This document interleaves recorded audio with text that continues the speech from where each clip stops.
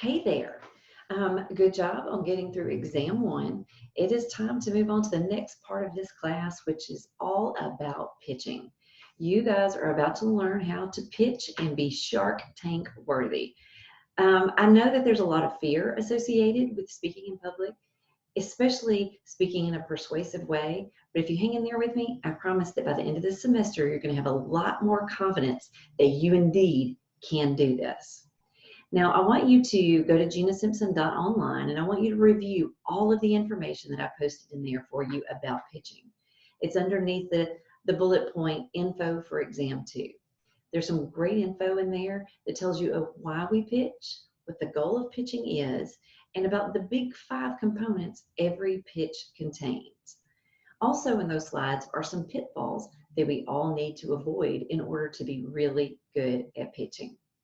I posted some info for you on the website that said, hey, go read this and then go find some obscure object in your home or your apartment or around you and try to pitch it. I hope that you all did that. I hope that you found something and that you tried to write something containing each of the 5 components so that you could deliver it. Please know that pitching is something that every person can do and can do well. But in order to be good at it, you have to practice, practice, practice. It's just like any sport you've ever played or a musical instrument you've ever played. If the only time that you play that sport or that instrument is when it's game time, then you're not as good as the people who practice between games. So make sure that you are writing out your pitches, you're timing yourself, and you're practicing in front of the mirror and just recording yourself and playing it back. There is no substitute for practice, and it will show. The people who've really put the work in and who have tried to get better will really, really shine. Now, what should you be looking for when you're watching yourself and when you're videoing yourself? You should be watching for your body language. What do you do? Some people tend to rock when they get nervous, or they'll do this number, or they do lots of funny things with their hands. If you're going to use your hands, it's quite all right, but you must be purposeful with your hand motions. They should convey exactly what it is you're trying to get across. So I like to laugh when I watch Coach Saban's press conferences when he's really upset and his hands are going like crazy. We all know that when things like that happen, that we're paying more attention to the body language than we are what he's truly saying. So that's one thing to watch for. What is your body language, and does it look purposeful? Also, some things to look for when you're videoing yourself and practicing are, what are your filler words? A lot of people, when they're thinking, will go, or okay. We all have them. It's okay if you do. Just pay close attention to what yours are and try to thoughtfully eliminate those from your pitches. The other thing that you should pay attention to is your eye contact and your demeanor. Your eye contact should be good, whether it's on video or in person. If you're videoing, be sure you're looking at the camera during the video process, not at yourself. I'll give you an example of this. I'm looking at the camera right now as I'm talking, but if I decide to look at the screen, I'm looking down. I'm looking at myself right now rather than the camera. And when you look at yourself, it doesn't appear as though you're making eye contact. So be sure that you're looking at the camera while you're videoing. Your demeanor should revolve around whatever it is that you want your audience to feel. So if I want my audience to feel calm, I need to have a calm demeanor. If I want my audience to be excited, then I need to have an excited demeanor. If I want you to feel sad, then I need to have a sad demeanor. You can see that pitching is performing. And there's no other way around it other than to say, yes, it is performing. You see, people who are good pitchers and who do it really effectively understand that 50% of your pitch is content, and that's important, but the other 50% of it is your delivery. And you're going to have to truly practice your delivery. So how do you know what your delivery should look like? How do you know what demeanor that you should be conveying to people. Well, that goes back to the things that you've already learned, that we're learning in 3D6 and that we've reviewed in 3D7. All businesses exist to solve a problem. The first thing that you want to do in your pitch is step one, and that is identify the big problem for the audience, the problem you're solving with your business. But you want to do it in such a way that you're telling a story. You want to tell a story that evokes emotion from your audience. Now, how do you do that? You do that, first of all, by digging in and practicing a little bit of empathy. Empathy is, what do you want them to feel? Put yourself in their shoes. If the problem that you're solving is something that makes the audience sad while the problem is occurring, then tell them a story they can relate to that makes them feel sad. If you're telling them something that makes them scared, then you need to tell a story and you need to have a demeanor that evokes fear. Remember, you're talking to the audience and you're trying to get the audience to feel a certain way. So be sure that your demeanor and your words are for the audience, not for yourself. And it takes some practice to do this. After we've done that and we've tapped into the emotions of the audience, well, before I move on, let me say one more thing. When it comes to delivering a pitch, you have about 5 seconds to get your audience's attention. 5 seconds. 5 seconds to make a first impression and to grab them. The point of a pitch is to grab your audience's attention and give them just enough information to make them ask you questions. That's the whole purpose of a pitch. So if you don't get this first part right, the rest of it doesn't matter. Practice, practice, practice. So after we've delivered the big problem in a story format that grabs the attention of the audience, the next thing we want to do is provide a solution to how they're feeling. The reason our business exists is because we don't want our audience to feel that way anymore, and we have a solution for fixing it. So from big problem, go into step 2, which is the great solution, number 2. So if I'm making them feel sad and I want them to feel happy, I'm going to tell the sad story and I'm going to say, but I'm Gina Simpson and I have the solution. And then I'm going to change my demeanor in my performance. This is the point where you start telling the audience about your grand solution or your business idea.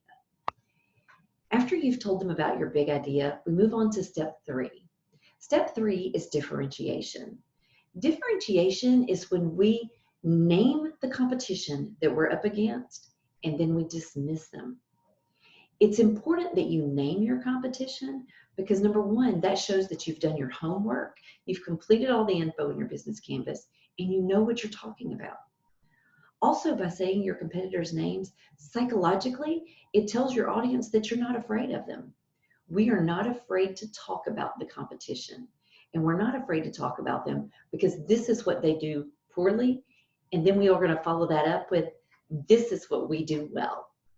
It's a very convincing tactic in pitches.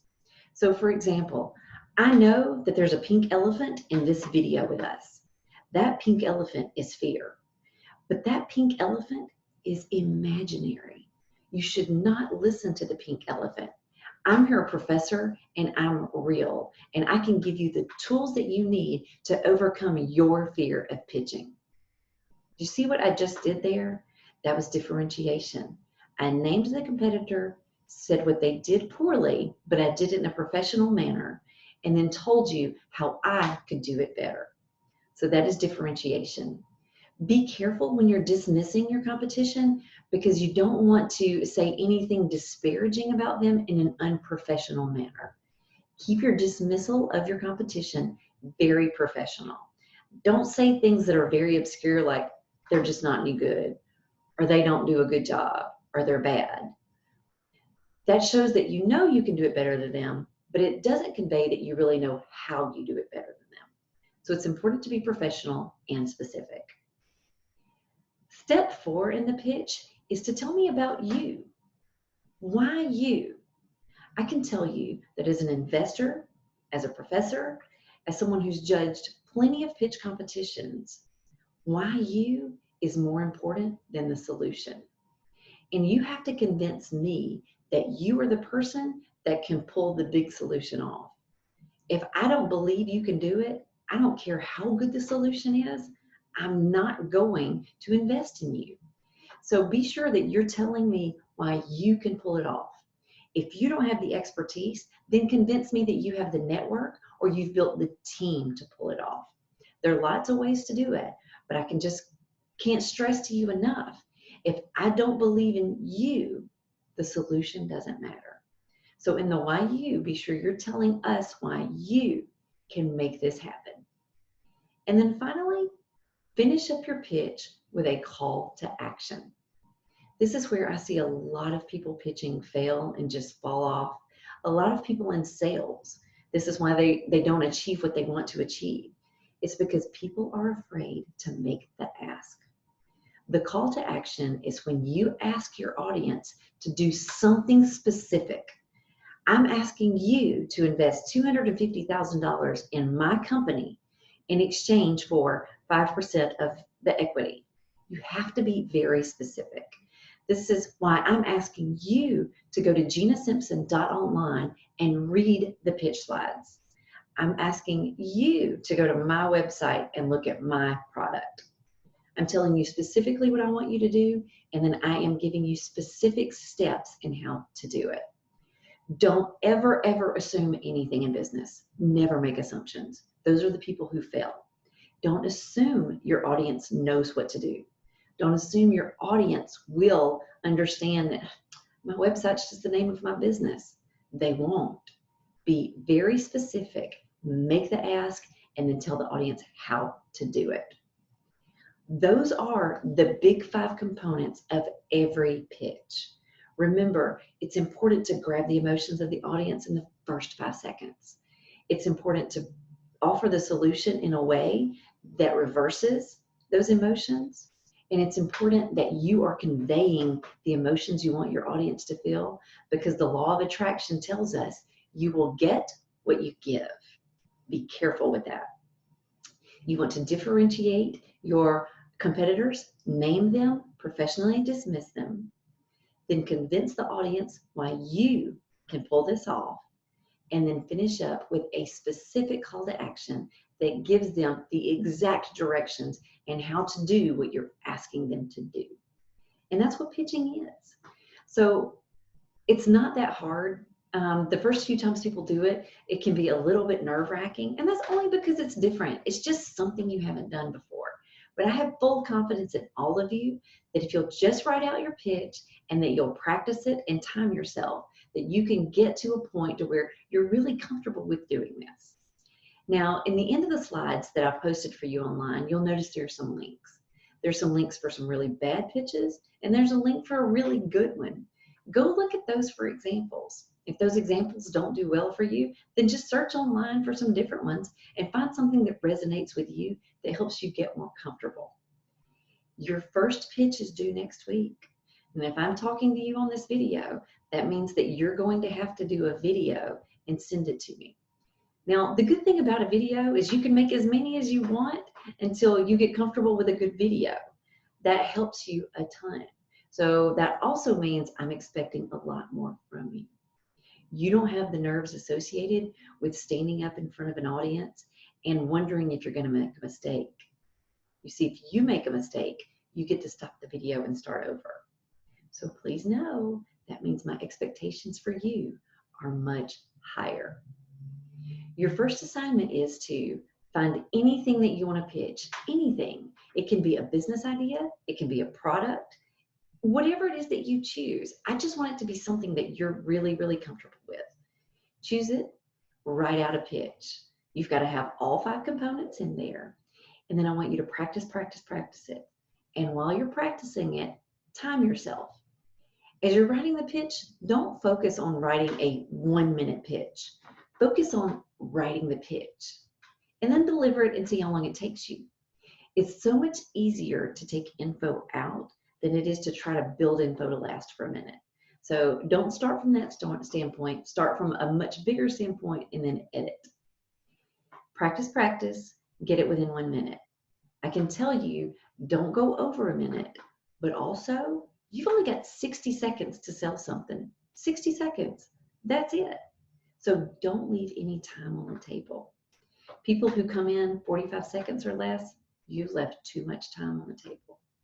If you're videoing this and you have every shot to get it right, anything under 55 seconds is leaving time on the table. And you might as well be leaving money on the table and walking away. So don't do it. Just write your pitch and then practice and then edit. If you have any questions, you know that you can always email me. Just reach out and let me know like what you're struggling with, where you need more help. If you don't need any help or you're just feeling great about this, then shoot me an email and say, I love this part of it. I'm feeling really good about it. I look forward to hearing both things from you. Please look at the directions for the way that you are to turn your video in. You are to film yourself either with your webcam, with your computer cam, whatever camera it is. You can even video yourself with your phone. But then I want you to upload that to YouTube, and I want you to send me the YouTube link. And you're going to email that to me by Thursday. Be sure you read all the directions really, really carefully. As you're doing all of this, I'm going to leave you with one thought, and that is the reason that we pitch. We don't pitch to give people all the information about our idea. We pitch to get buy-in and to make people curious. We want them to ask questions. So give people just enough info to get them intrigued.